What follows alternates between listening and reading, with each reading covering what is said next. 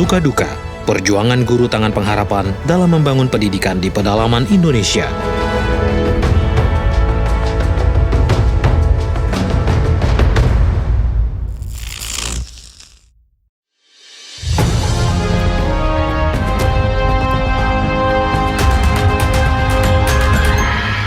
Pemerintah baru saja meluncurkan uang pecahan Rp75.000 pada saat Hari Kemerdekaan Republik Indonesia ke-75 tahun.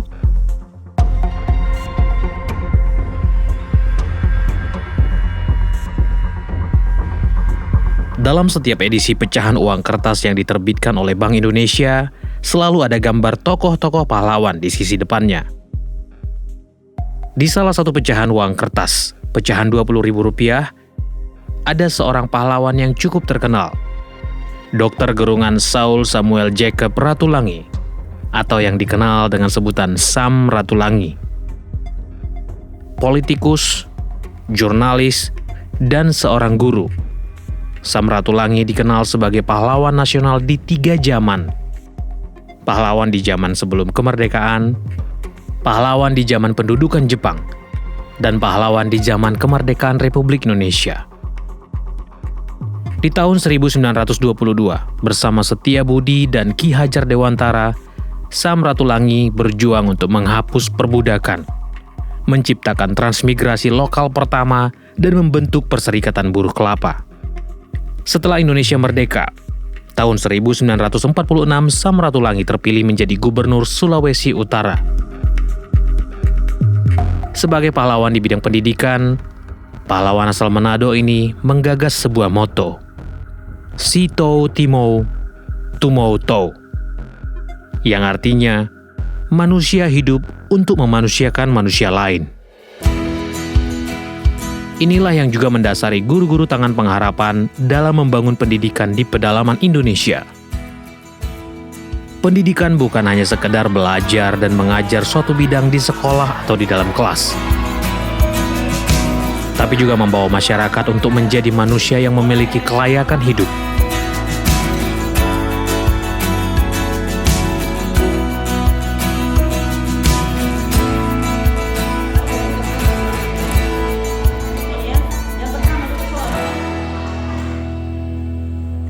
Ferry Poko, pria kelahiran Rote, Nusa Tenggara Timur tahun 1990 ini, sebelumnya pernah mengajar di pedalaman pegunungan Papua selama 1 tahun.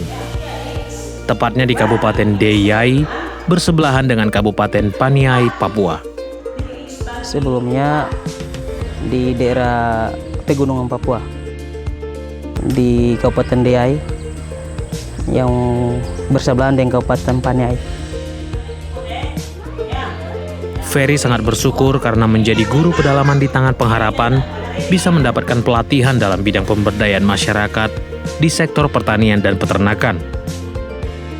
Menurutnya, itu merupakan suatu bekal yang luar biasa untuk membangun sebuah komunitas masyarakat. Ini juga alasannya untuk bergabung dan menjadi guru pedalaman di tangan pengharapan, karena guru-guru tangan pengharapan tidak hanya mengajar saja, tapi juga dilatih di bidang pemberdayaan masyarakat. Waktu itu saya sempat baca websitenya kan, di YTP itu kan bukan hanya sebagai guru saya tapi sebagai pemberdaya juga kan untuk masyarakatnya, yaitu di pertanian, penyuluhan pertanian, perikanan sama peternakan kan. Jadi saya rasa itu sangat tepat sekali sesuai dengan pemikiran saya, karena pengalaman waktu itu ketika pulang mengajar tidak ada kegiatan lagi, hanya tidur bangun lagi ke sekolah kayak itu. Jadi saya rasa kayak tidak ada guna. Jadi konsep dari ITB itu membuat guru yang memiliki pemberdayaan itu sangat bagus, supaya ada waktu luang itu kami bisa gunakan untuk mungkin bercocok tanam atau membantu masyarakat yang membutuhkan pengetahuan tentang pertanian, perikanan, dan peternakan.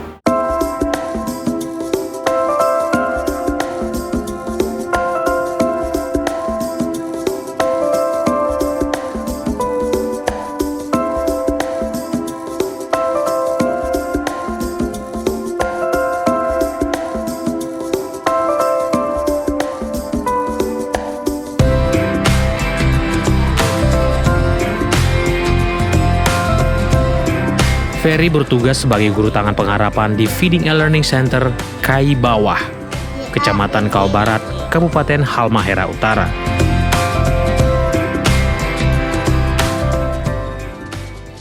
Halmahera Utara terletak di Maluku Utara. Kalau kita mau ke daerah ini, perjalanan butuh waktu tempuh sekitar 4-5 jam menggunakan pesawat terbang dari Jakarta. Tergantung lamanya kita transit di Manado.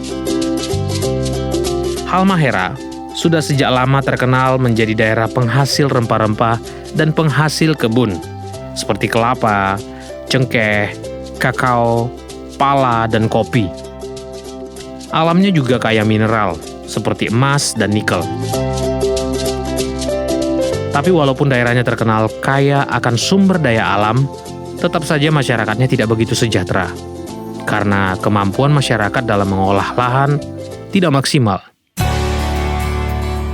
Disinilah Ferry memiliki kesempatan untuk mengajarkan teknik pertanian dasar sejak dini kepada anak-anak didik di Center Kai Bawah.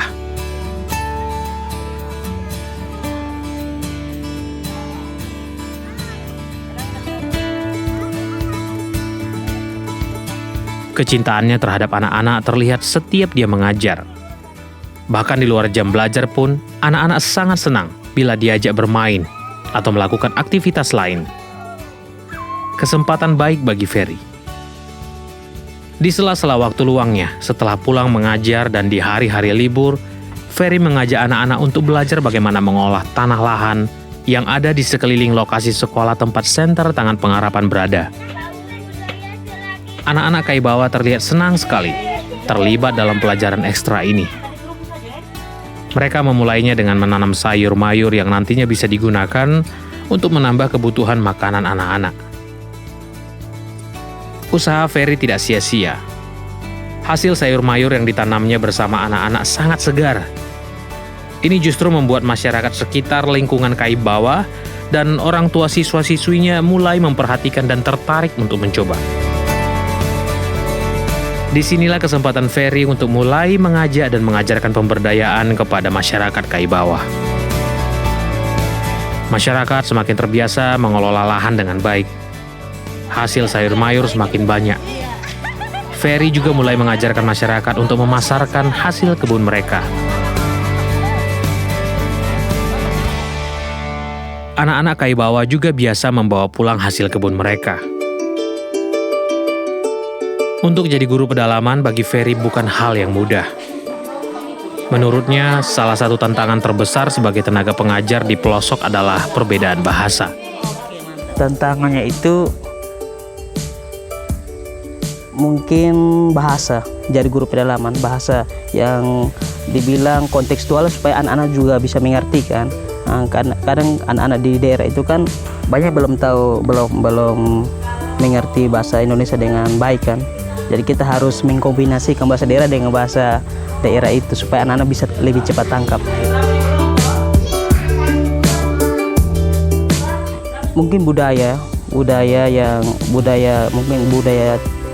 Timur, contohnya Papua atau NTT itu kan budaya keras kan. Jadi kadang dari keluarga itu, tantangan dari keluarga itu yang kurang mendukung kebanyakannya.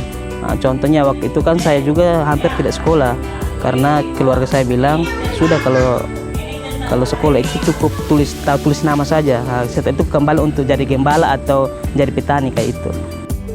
Untuk bergabung menjadi guru pedalaman di Tangan Pengharapan, Ferry harus melalui beberapa tahap penyaringan dan juga tantangan dari keluarga.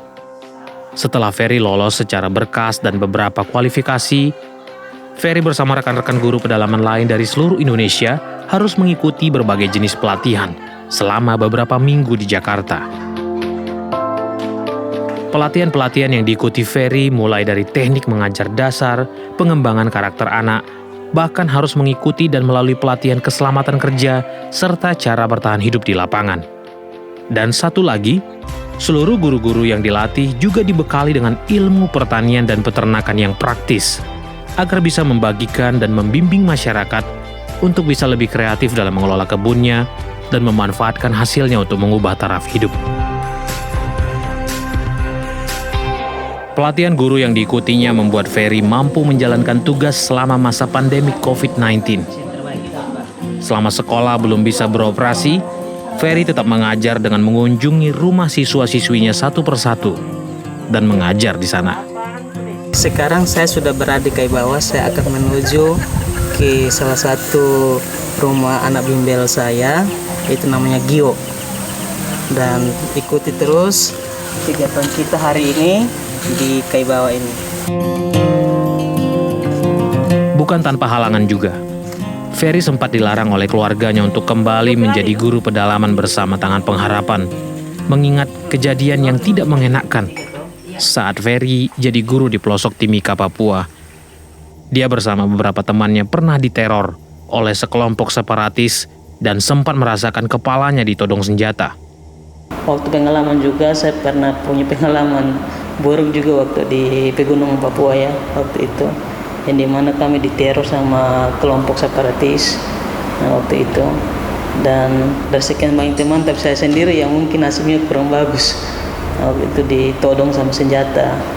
Dan puji Tuhan saya rela untuk berhadapan langsung, tapi saya sempat menyelamatkan dua teman guru saya perempuan. Saya suruh mereka sembunyi di belakang hutan, di belakang dapur. Lalu saya berhadapan dan waktu itu mereka dengan senjata laras panjang.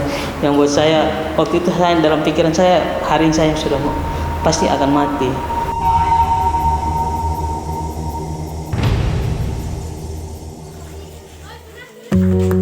Merdeka bukan selamanya harus angkat pedang,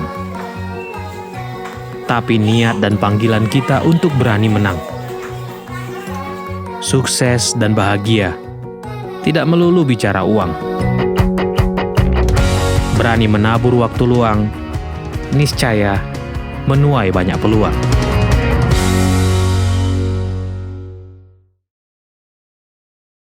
Terima kasih Anda telah menyaksikan program Journey Tangan Pengharapan sampai selesai. Bagi Anda yang ingin ikut ambil bagian dalam membangun masa depan generasi bangsa, Anda dapat mensupport Tangan Pengharapan dalam beberapa program yang kami lakukan untuk mengentaskan kemiskinan, baik kesehatan, pemberdayaan masyarakat, makanan bergizi, dan pendidikan bagi anak-anak di seluruh pelosok Indonesia dengan berdonasi ke nomor rekening di bawah ini. Dan untuk informasi lebih lanjut, Anda dapat menghubungi call center kami di 0813 14 33 3341. Sampai jumpa minggu depan, salam Tangan Pengharapan.